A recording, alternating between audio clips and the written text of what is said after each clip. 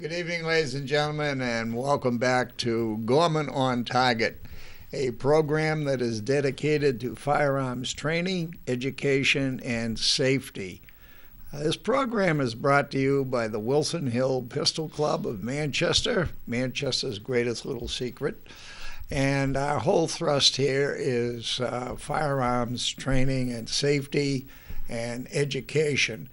And tonight I have a very good friend of mine and guest of our last show, Mr. Ralph Demicco. Evening, Don. Good evening. Welcome back. Welcome aboard. The last time we were speaking here, it was kind of follow-up to our previous shows in regards to mental health and firearms ownership, licensing, that kind of stuff. Which is a tough topic on any side of the issue that you want to discuss, and we feel very strongly that the answer to that is to have constructive dialogue. And when we left the show last week, Ralph, you were telling us about this coalition program for folks in mental health that you've worked with over the years. I'd like to hear a little bit of follow-up on that. Then I want to get into some of the lighter subjects. Sure. I became part of the New Hampshire Firearms Safety Coalition about 5 years ago. Actually, in the late 80s. We did a firearms safety project at that time, very successful, bipartisan, if you will. About 5 years ago, I was approached by the person who put that group together and wanted to know if I'd be interested in looking at the suicide issue as it pertains to firearms sales at the point of sale, i.e. gun stores. And I said, I think it would be something that would be worth looking into. We embarked on the project. We got about 50% of the gun stores in the state of New Hampshire to participate by hanging a poster. Really? By handing out little cards and by being aware. And just by knowing your customer and listen to what they say or listen to what they don't say. Mm-hmm. And in terms of trying to help people who might be in distress, who think about suicide as a quick solution to a problem that can be solved many other ways. Yeah, and a lot of times they're just overwhelmed with a present series of circumstances or divorce or bankruptcy or whatever. And in their normal times, they could see that they could work their way through this. It just was going to be a difficult period in their life. And that the final solution is not suicide, But people who are working under distress, living under distress, living in those kind of conditions, they really are not thinking straight. Let me ask you this. There are 50 or so firearms dealers that are in this program? 50%. 50%. 50% of the dealers who were contacted. I don't know the exact number of dealers that are participating, but I would think it's probably in the close to 30 or 40, that range. Uh-huh. Okay. So the major players, the bigger dealers, I believe are all participating. Wow, good deal. Now, do these individuals go on under any kind of a training program to be able to spot somebody or how to ask the right questions? Or No. And the reason for that, Don, would be that when you get into the arena of training someone to make a decision like this, I'm afraid our lawyer friends would have something to say about that. You think so? Because really? Now you introduce another level of liability because this person supposedly was trained, right, and they missed this potential suicide individual. Mm-hmm. So what we say to dealers as a retailer, just look for the obvious, act on what you know. But training would not be appropriate for those legal reasons. So it's more of really boiling it down to common sense. If somebody is looking and acting a little weird and a little strange, and you ask kind of questions like what kind of a pistol would you like to buy? That one. Have you had firearms training? Oh, yes. What are you going to use it for? Hunting. It's a stub-nosed .38 revolver, and what are you going to be hunting? Right off the bat, these are some of the common sense things. It isn't like Right. you need. And if I may, yeah. phase 2 of that program was an awareness of if Uncle Harry Right. has lost his job, and you know Uncle Harry's household has a firearm in it, and he's despondent because Aunt Mary told you, I don't know what Harry's going to do, but he's not well, he's not right. We encourage consumers, the customers, to be proactive and suggest removal of the firearm on a temporary basis Sure. till a crisis is over Right. from Uncle Harry's control. That being said, it worked twice for a customer of mine. His wife had a conversation with his wife. He apparently had a difficult time a year or so ago. His friends took his firearms, held them. That crisis blew over. Crisis resurfaced. His friends took the firearms again, and this past summer, everything was okay. So those friends were being proactive in helping this guy through a period of time when they were concerned. Everybody was concerned about him. You know, I've actually, it's funny you say that too, because it just recalled in my memory. I had that situation happen to me. A wife of a friend was going. They were all going through some very difficult periods, times. He had firearms in the house. She called me up one time and she says, I want to get the firearms out of the house. Would you be willing to hang on to them for a while? And so we did that, and it wasn't a big deal. Several months went by. He went to seek treatment, so things eventually got back on an even keel. So I got the call about, can we make arrangements to get the firearms back? And my instructor's hat kicked in. I said, I'll tell you what. I said, if you don't mind, no charge, but I want to take him through one of my safety classes first.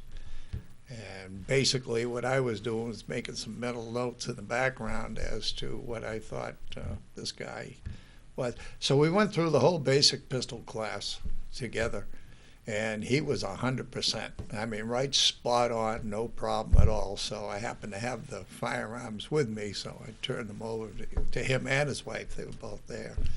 Well, you know, you're right. The stigma of a mental illness or a mental condition has got to be looked at like a physical ailment. When you have pneumonia, you're sick, you're debilitated, you get treated, you get well, you're over it. There are mental situations that can be overcome and fixed. Sure. Just as simple as that. Yeah, it really is. And there are other methods to do this. The friends, people who are concerned, firearms don't. A gun shop, people normally think, well, what you do, you sell guns and ammunition, you make money. But we're beginning to discover there's a lot more to it. People who are responsible, people who are looking out for their fellow man. I mean, social responsibility, Don. Yeah, you're right. It really is. Well, that's kind of a heavy subject. I was wondering if we couldn't lighten it up here a little bit.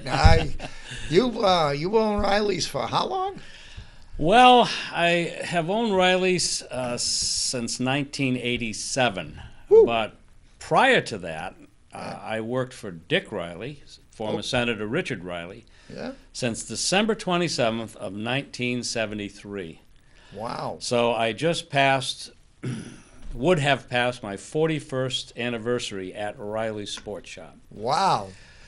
I sold it to my son and general manager of the store in August it's in good hands, and I go in a couple days a week and offer my expertise if they want it. If not, I'm still there, a resource. You know, I've been dying to ask you this. How does a person mentally get up 5 days a week, 365 days, and that's what an owner would be, and go to the same place every day? 6 days a week. 6 days a week. Okay. You know what? I tell people this. I've never looked at it as a burden. I can count probably on one hand the number of times that I get up and said, "Oh darn, I have to go to work today." Really? I enjoy firearms, always have. Yep. I've enjoyed that business, always have. I grew with it. I joined Dick Riley when I was the second full-time employee. Right now we employ over 30, close to 30 people right now. Maybe not quite right. It vacillates between 28, 31 people, depending. Sure. So it's very comfortable for me. The whole idea was I was very comfortable all the time. Enjoyed it. But, you know, after 40 years and 8 months, I probably want to do a little more 29 days, shooting. 6 hours and 42 seconds. Yeah, who's counting, right? So let me ask you this. Going back over all those years, you have to have had something hilariously funny happen that I'm just dying to hear about. You know, the guy who loaded so much ammunition in his truck, he blew the tires out of it, you know, that kind of stuff. Well, you know, it's been an interesting ride. Probably one of the most strange and funny things that I can remember happening. We have a very elaborate alarm system, and as we need to have. And one night the alarm rang, and the alarm company called me and said, "You have an alarm situation at the store. The Hooksett police have been called. Are you going to respond?" Because they let the police know who will be responding, so the police don't Think panic. you're the bad guy, yeah. So I said, "I will." So I got dressed, put my firearm in the front seat with me, and went up to the store and opened the door, and the alarm had gone into the inactive mode at this time. Right. It was still hot, so I hit the buttons and unset it, and we proceeded to do a tour of the store. Right. So there was nothing obvious on the outside of the building, nothing obvious on the inside. We had a pretty sophisticated system, so if an object fell off the walls, it wouldn't trigger the alarm. We looked and looked and looked, and there was nothing. I said, "Well, probably just a glitch." Right. So I thanked the officer for coming, and I reset the alarm, went back home. Wintertime. And the next night, another alarm situation. Two nights in a row. Huh? 2 in a row. Wow. I said, "This is beginning to be not fun." Right. So I did the same thing, got there, different officer, went into the building, and we started to look around. And I said, "You know, it went off last night too." He said, "Really?" So we started looking for things, and the police officer looked and he said, "Come here." And in the upper room, there was a birthday balloon. Someone had their birthday, and they were given a helium balloon on the first floor, Yeah. and they just let it against the ceiling. And with the heating and the cooling of the air in the building, it was able to follow the air currents up the stairs and then park itself in front of one of the motion detectors, and that did set it off because it would go up, and then as the air would cool, it would come down. So that was a little mystery that was kind of funny. One other thing that pretty remarkable is I had a very good customer who recently is deceased as of a year ago, and this particular customer would like to come in the store on Thursday night. Yeah. Came in late, and one of us, whoever was working the Thursday night, would stay with him and chat, and he would buy a few things and some accessories. And this one night, he said, would you give me a hand getting this stuff out to the car? I said, sure. So I was all alone. Everyone else had gone home. It was 9:45, and I had an armful of stuff, and we went out the front door, and I said, hold the door for me. I'll put this stuff in the car. Don't let the door close. I don't have my keys on me. And as I walked towards his car, I heard clunk, and the door was locked. So now what do I have to? I have to call my manager, get him to come down from Hooksett. Not a big deal. Didn't have my cell phone with me.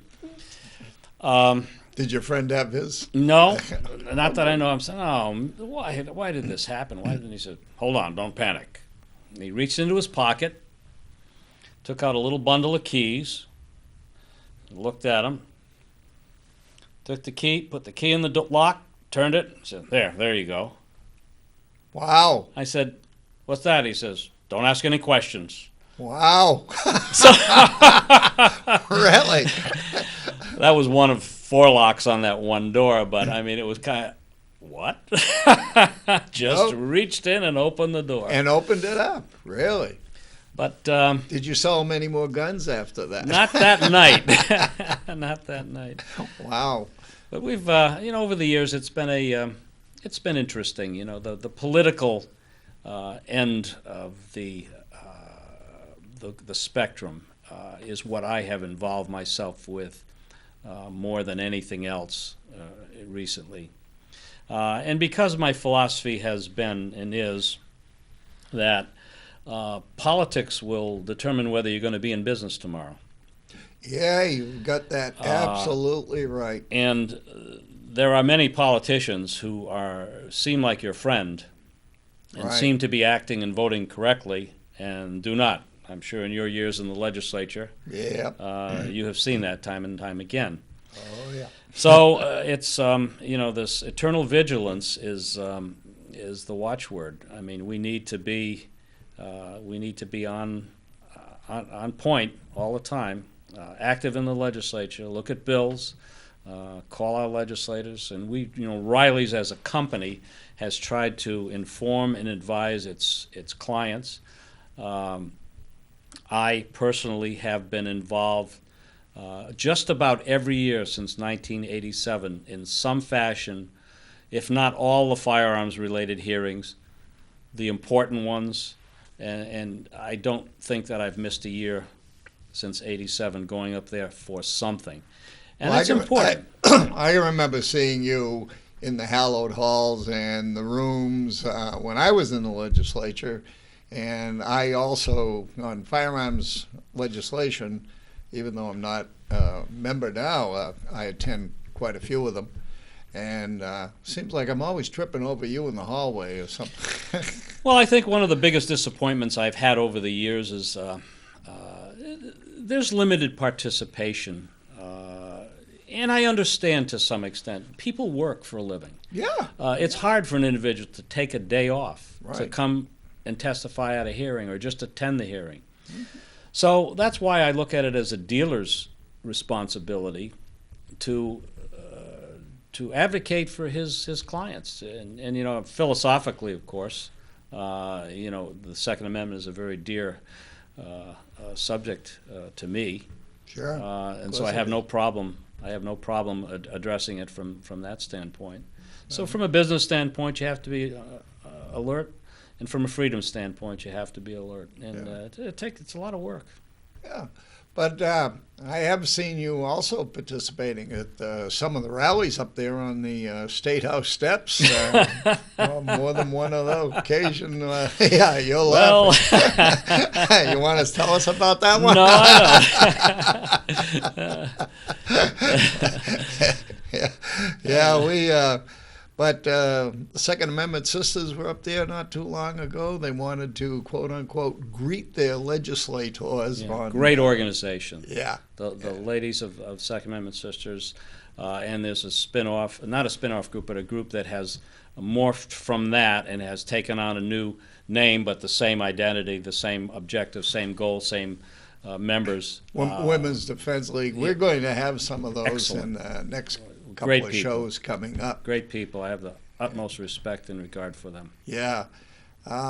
They really are very serious, well-grounded people. There's several instructors in their group, too. I mean, NRA certified instructors in there. You know, one of the, Don, if I don't mean to monopolize the conversation here, but Hey, you're the guest. Huh? I'll just, hey, you want the microphone? Go ahead. I'll go get a beer and I'll be back. one of the most